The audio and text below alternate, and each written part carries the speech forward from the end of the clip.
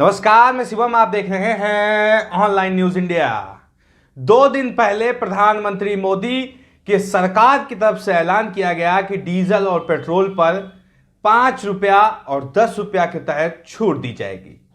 और दिवाली के तुरंत बाद एक ऐसा फैसला लिया गया जिससे आम जनता, जो गरीब लोग हैं, सीधा जुड़े हुए हैं और उनके तबाही के संकेत दे दिए गए।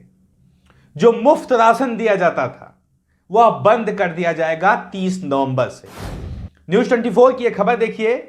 30 नवंबर से प्रधानमंत्री गरीब कल्याण योजना बंद, गरीबों को नहीं मिलेगा मुफ्त राशन। सरकार की दलील, अर्थव्यवस्था सुधर रही है।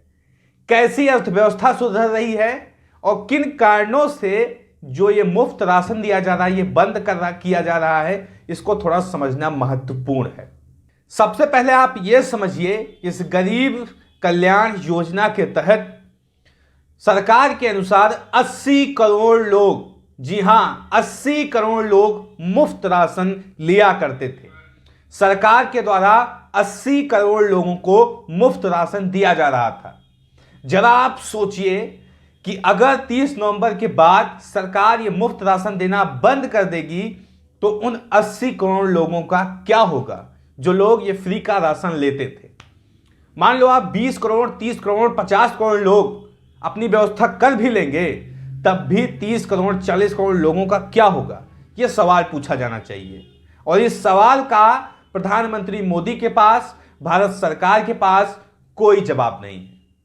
तथ्यों को थोड़ा और समझा जाए तो आप देखेंगे कि देश के हालात बद से बदतर हैं।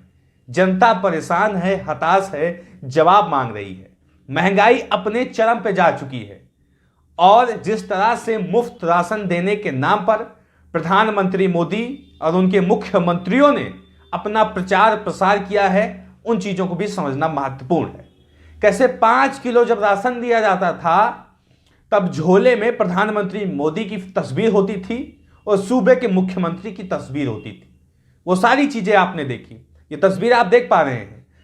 गरीब कल्याण योजना, अन्न योजना प्रधानमंत्री मोदी की है, योगी आदित्यनाथ की फोटो है। उत्तर प्रदेश में वितरण हो रहा था।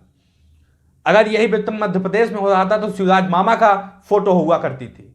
तो मतलब पूरा इनका जो एडवर्टीजमेंट का पर्पस था वो पूरा हो चुका है। अब इस लिहाजन ये इस मुफ्त योजना को बंद कर रहे हैं। और यह कहा जा रहा था कि डीजल और पेट्रोल के दाम करके ये जनता को एक राहत दे रहे हैं। जहां एक तरफ जनता को राहत दिए, वहीं दूसरी तरफ इतनी बड़ी आपदा दे दी है जनता के लिए कि जनता क्या करेगी उसको समझ नहीं आ रहा है।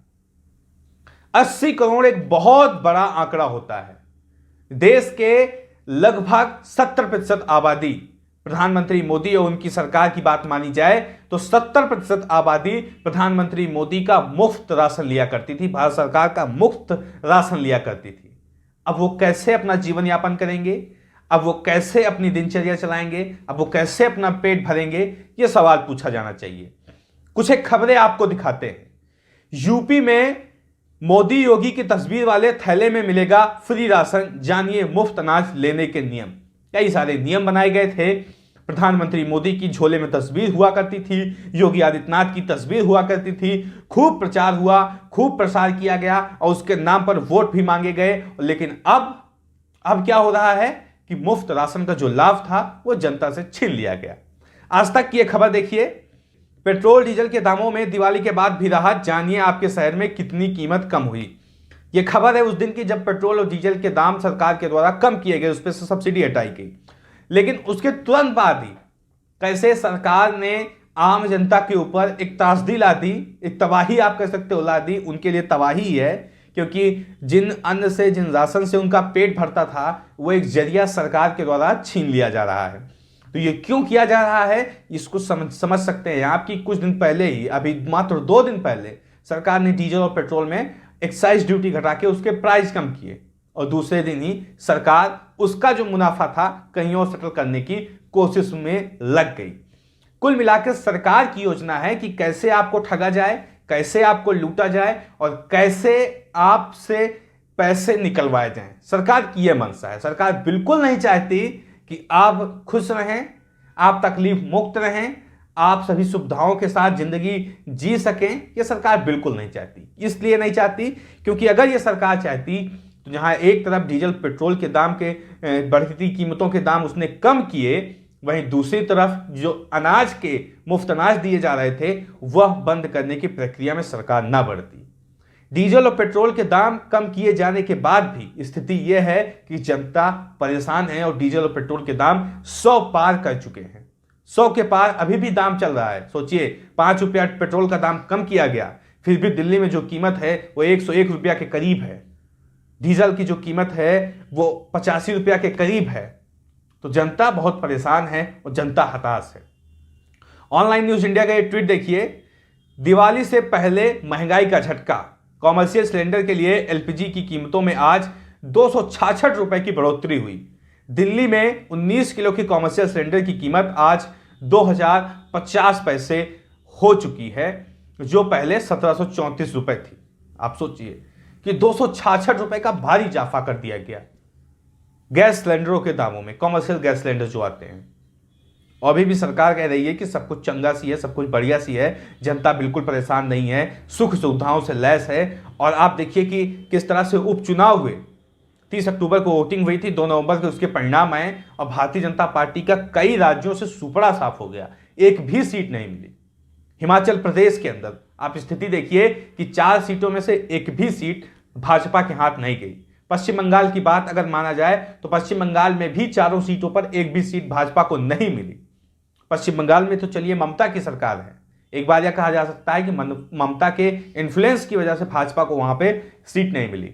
लेकिन हिमाचल में तो भाजपा की सरकार है, जयराम ठाकुर मुख्यमंत्री हैं, जेपी नड्डा हिमाचल से आते हैं, अनुराग ठाकुर हिमाचल से आते हैं। ये लोग क्या कर रहे थे? एक भी सीट भारतीय जनता पार्टी की नहीं आई।